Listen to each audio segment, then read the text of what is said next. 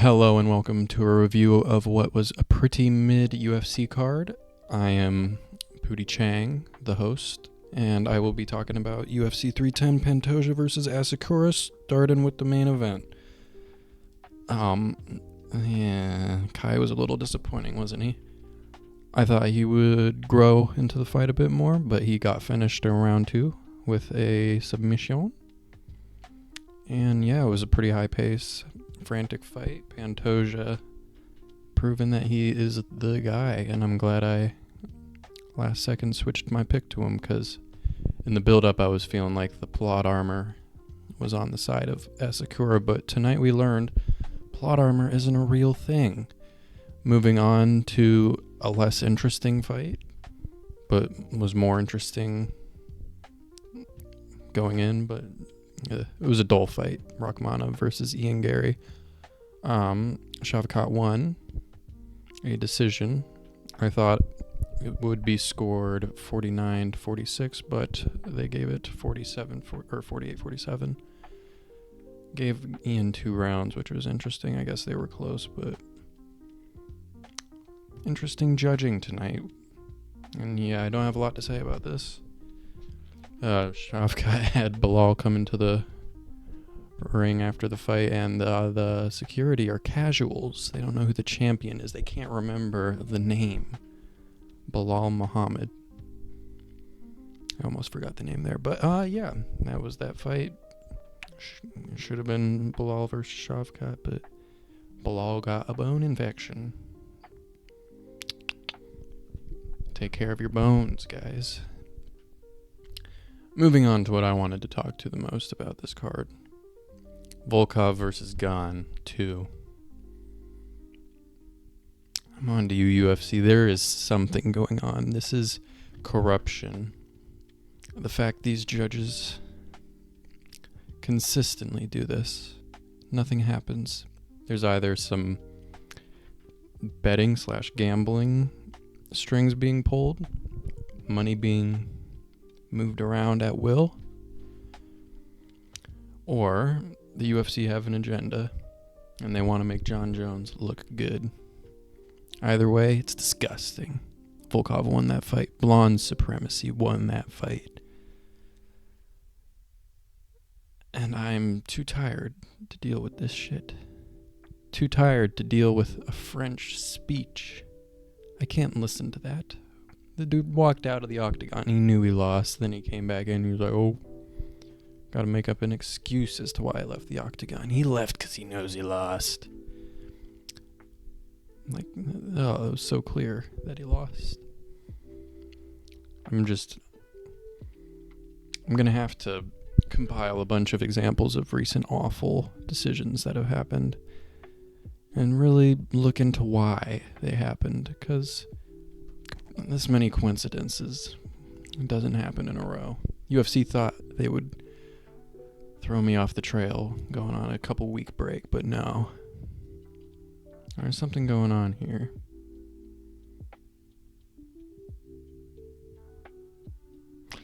Anyway, yes. Moving down the card, Kron Gracie is a disappointment. Pathetic. Whoever booked this fight, I still have beef with them. This fight should not have been on the main card. Whoever placed it on the main card, whoever booked it. Stupid. I'm not one to tell people how to do their job, but they didn't do a good job. It was a pathetic showing of promotion and booking, card placement, everything. This fight should have been the more highly ranked Sterling versus Evloev, the potential title eliminator, which we'll get to Sterling versus Evloev. Speaking of robberies, that one's not as bad, but yeah, Mitchell won a decision. Or not a decision. I predicted him to win a decision. Mitchell did a little elbowy knockout thing. Cool. Kron sucks. Cool to see him finished, at least, because that fight was boring AF. And I don't want to spend any more time on it. Moving on. Choi versus Landwehr. Duho Choi looked amazing. good for him. He deserves maybe a ranked opponent next. But knowing the UFC, they'll re-sign Herbert Burns and give him a ranked opponent, which is honestly fair because Herbert at least was able to knock out Landwehr with a knee. Yeah. But Troy got the submission, I'm pretty sure, in round 3. And yeah, good performance from him. Interested to see how he'll look going forward. It was a fun fight. Landwehr just couldn't really get his shots going and everything. Moving on. Reyes versus Smith. The Dominator dominated. Got the round 2 TKO, I'm pretty sure is what it was. Smith just kind of crumbled. I think what caused it was something in the clinch. I forget. I think it was elbows, not a knee. But yes, he just broke Smith down and beat him up until the ref said no more, no mas. It was a long beating, a prolonged, brutal one. And yeah, Dominic's gonna go ahead and either fight another bum or get KO'd again. No in between. Moving on. Luque. I knew he'd do it, and he did it really good. He did it really quick. I told y'all. Everyone was doubting Luque.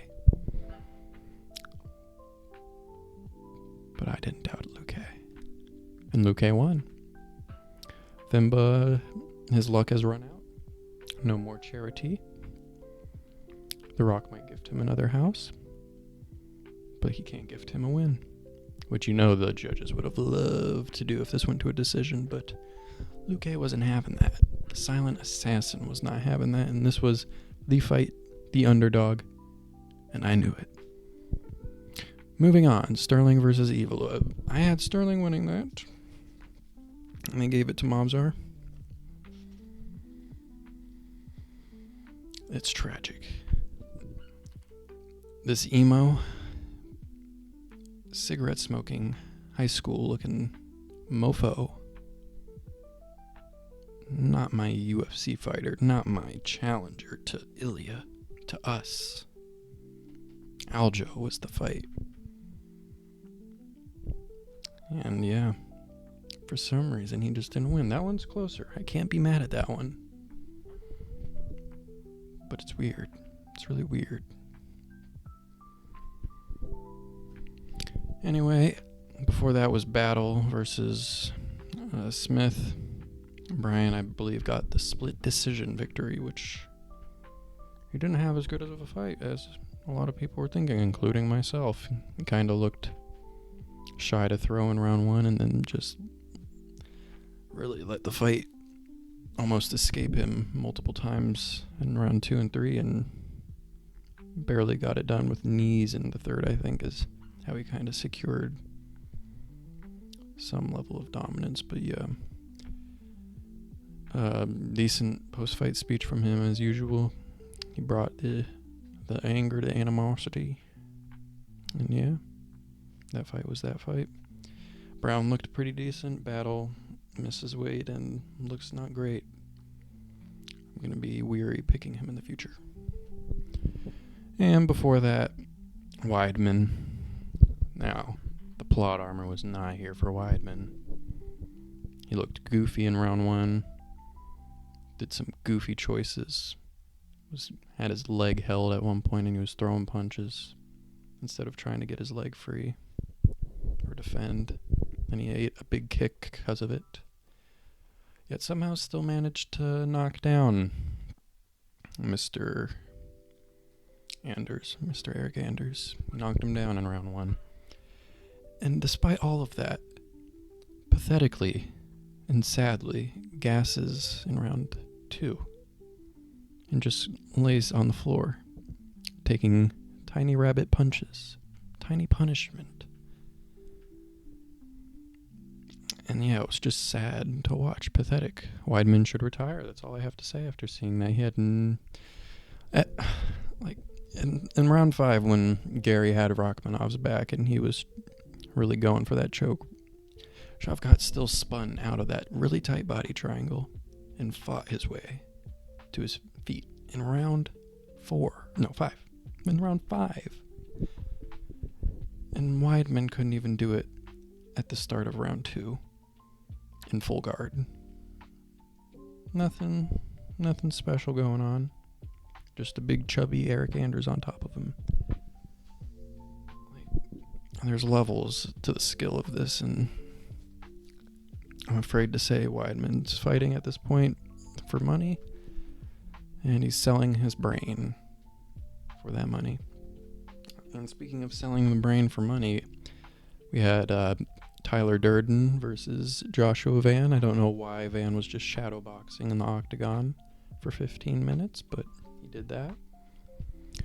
And yeah, all jokes aside, Durden showed a crazy chin for the last 3 minutes of round 3. I thought he was going to be put out at any moment, but he never did end up getting put out. And Van puts on a striking clinic. Interesting to see next time he'll get chinned, because his defense has not improved. He's young, but dumb. And moving on, we had Griffin. Who the fuck was Griffin? Oh, I need to see his opponent. Oh dear, I'm a casual. Max Griffin versus Chiesa, yeah. Oh dear, that fight was Chiesa won. Moving on. Hooper, he submitted Clay Guida. That was fun while it lasted. The scrambles were fun in that fight, fun grappling. And he caught Guida in an armbar. Guida rolled into it, which was interesting. He did the opposite of what I would have thought he should have done, but I wasn't in there. I don't even know what I'm talking about. I'm just some twink yapping in a room alone. Before the existential dread catches up to me, moving on to the first fight. Nzekachu versus Bresky. Kennedy got a brutal counter hook KO. I'm pretty sure it was a hook. It was very cool. Probably the highlight finish of the card. There wasn't a lot of good finishes. The excitement factor wasn't quite there throughout the card. It was just a streamline, 6 out of 10, 5.5 out of 10 card. Not a lot to complain about, but not really a lot to celebrate either. Yeah. Kennedy's continuing his heavyweight reign. Title run continues. But yeah, that wraps up all the reviews of fights and yada yada.